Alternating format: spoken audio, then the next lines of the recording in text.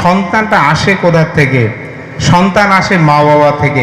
আর মা বাবার এই যে মিলন পদ্ধতি, সেটাই কিন্তু হচ্ছে বিবাহ। ঠাকুর এই যুগে এসে তিনটি বিষয়ের উপর সবচেয়ে বেশি গুরুত্ব দিতে বলেছেন, সেটা হচ্ছে দীক্ষা, শিক্ষা আর সুবিবাহ। বিবাহ এত বড় একটা গুরুত্বপূর্ণ জিনিস। দেখুন, আমাদের এই সমাজের যে মূল ভিত্তি সেটা হচ্ছে চারটা জিনিস: একটা শিক্ষা, একটা শিল্প, একটা কৃষি, আর আমাদের হচ্ছে এই বিবাহ। দেখুন, শিক্ষাক্ষেত্রটাও চালান মানুষ, কৃষি তাও চালাচ্ছেন মানুষ, শিল্প তাও চালাচ্ছেন মানুষ। এই মানুষ যদি ঠিক না হয় তাহলে সর্বত্রই নানান রকম সমস্যা দেখা যায়।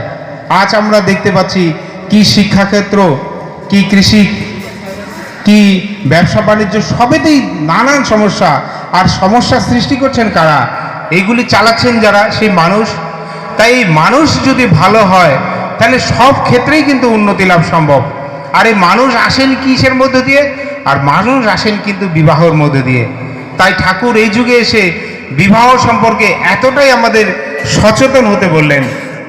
ঠাকুর একটি বাণীতে বলেছেন যে উন্নয়ন আর সুপ্রজনন এই তো বিয়ের মূল, যেমন তেমন করে বিয়ে করিস না কো ভুল। তাহলে বিবাহের দুটি জিনিস সবচেয়ে গুরুত্বপূর্ণ, একটা উন্নয়ন আর একটা হচ্ছে সুপ্রজনন। এইবার আমরা দেখি যে এই যে বিবাহের ক্ষেত্রে প্রথমে ঠাকুর অনুশ্রুতি গ্রন্থে একটা বাণীতে বলছেন যে বিয়ের ব্যাপারে সবার আগে বর্ণের হিসাব করিস। এই যে বর্ণ ব্যবস্থার কথা বলেছেন। আর এই আমরা বর্ণ ব্যবস্থা দেখতে পাই বেদে। বৈদিক শাস্ত্রে কি আছে যে ভগবান শ্রীকৃষ্ণ যেমন বলছেন যে চতুর্বর্ণং ময়া সৃষ্টম গুণ ও কর্ম বিভাগশ্চ। এই গুণ আর কর্মের ভিত্তিতে বর্ণ সৃষ্টি হয়েছে, ব্রাহ্মণ, ক্ষত্রিয়, বৈশ্য, শূদ্র।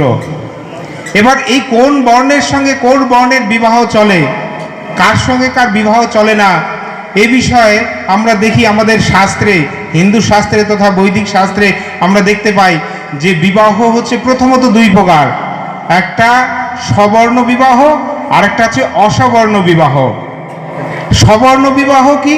যখন একই বর্ণের মধ্যে বিবাহ হয়, ব্রাহ্মণ ব্রাহ্মণকে বিয়ে করবে, ক্ষত্রিয় ক্ষত্রিয়কে, বৈশ্য বৈশ্যকে, শূদ্র শূদ্রকে। এইটা হচ্ছে সবর্ণ বিবাহ, এইটা হচ্ছে শ্রেষ্ঠ বিবাহ। আর অসবর্ণ বিবাহ কি?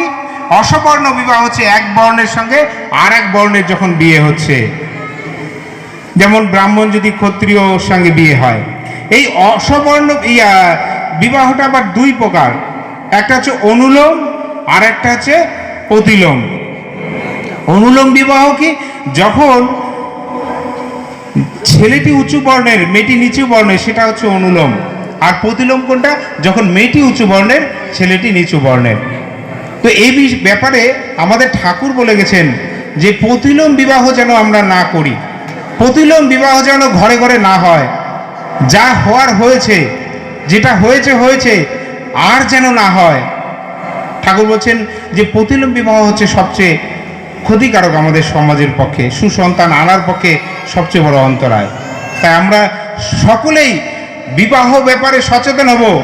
একজন বিখ্যাত মনীষী হার্শফিল্ড, তিনি বলছেন যে মানুষ একটা ব্যবসা করতে গেলেও একটা ভালো অংশীদার খোঁজেন, একটা রান্নায় একটা পাচক নির্বাচন করতে গিয়ে অনেকবার ভেবে চিন্তে করেন, কিন্তু দুঃখের বিষয় যে বিবাহ করার ক্ষেত্রে ভাবে না যে এই মেয়েটা আমার বর্ণের সঙ্গে মিলবে কিনা, গোত্রের সঙ্গে মিলবে কিনা, আমাদের বংশের সঙ্গে মিলবে কিনা।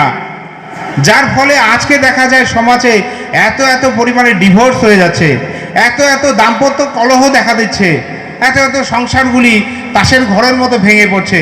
তার মূল কারণ যদি দেখা যাবে যে বিবাহ বিভ্রাট। আমার এক বন্ধু আছে, দীপক সিংহ, অ্যাডভোকেট।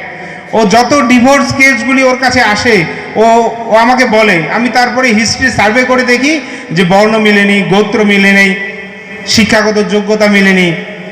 তাহলে এই যে ঠাকুর বলছেন যে বিয়ের ব্যাপারে সবার আগে বর্ণের হিসাব করিস, তাহলে যে বর্ণ, গোত্র, শিক্ষাগত যোগ্যতা, টেম্পারমেন্ট এইসব দেখেই কিন্তু বিবাহ দিতে হয়।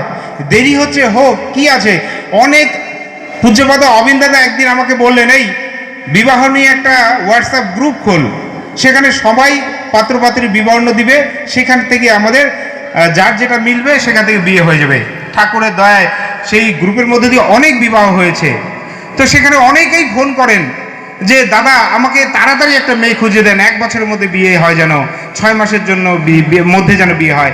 কিন্তু বিবাহটা অত সহজ ব্যাপার না, বিবাহটা অত খেলনা না।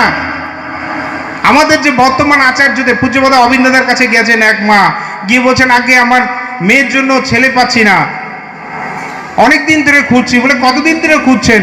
বলে এই 2 বছর থেকে। বলে জানেন আমার বাবার জন্য মেয়ে খুঁজতে 7 বছর লেগেছে। তাহলে বিবাহে খুব সাবধান আমাদের হওয়া উচিত। আমরা সকলকে সহযোগিতা করব, যেন সমাজে একটাও ভুল বিয়ে না হয়।